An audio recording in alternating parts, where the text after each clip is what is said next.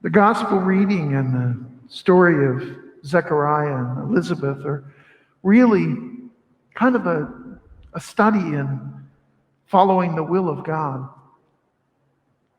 Mary, who is obviously the person we hold up as the greatest example of following the will of God by her fiat, her simple yes, let it be done unto me according to the Lord's will, is what we hold up as the standard of God's will, following his divine will. When Mary was told that she'd be with child, she said, how can this be? I've never been with a man. And the angel Gabriel said, it's okay. The Holy Spirit will come upon you, and this child will be called the Son of the Most High. In contrast, when Zechariah was serving as a priest in the temple, it was his turn to give incense at the altar. And the angel Gabriel appeared to him and said, you will be with child. Your wife is now going to be fertile. And he questioned the angel, but in a different way. Mary's question was just innocent. Well, how's this going to work? But he said, more or less, yeah, right. She's 60 years old. She's going to have a baby. We've tried all this time. The angel Gabriel got angry and said, I am Gabriel who stand before God, and you will not speak until the time that you have named this child. And he was struck mute. He couldn't talk. And so when we hear this reading about them coming to Elizabeth and saying, what will you name the child? And she said, John. They said, no one in your family's named John. And so they went to Zechariah.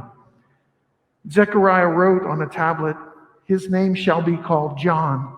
And like that, his lips were opened again.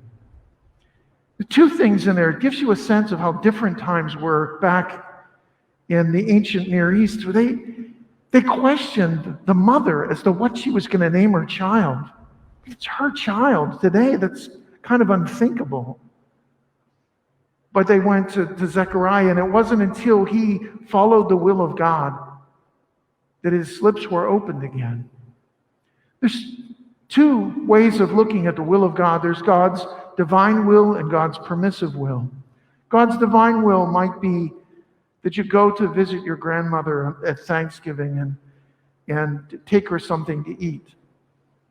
That's God's divine will, to honor your parents or your grandparents. His permissive will might be that you have a drink or two.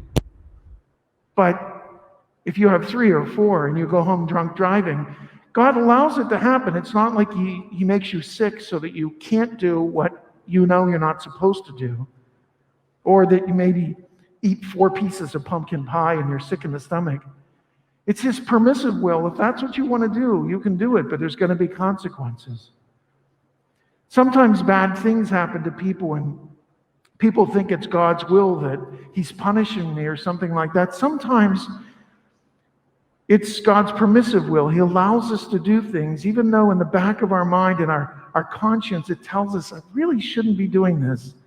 I should stop at doing this, or I shouldn't be doing so much of this. But it's when we follow God's divine will that everything works out.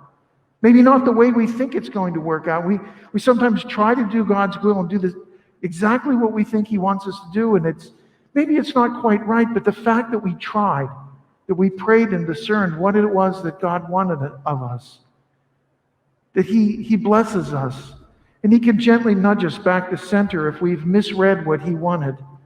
He doesn't want us to be crippled and to sit around and think, what does God want me to do? I better not do anything. He wants us to pray and discern and follow what we think of his will.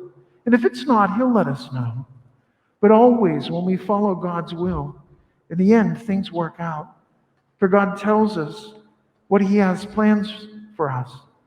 His plans to prosper us and to make us happy, to fill us with his peace, not always happiness, but peace in this world and great joy in the next.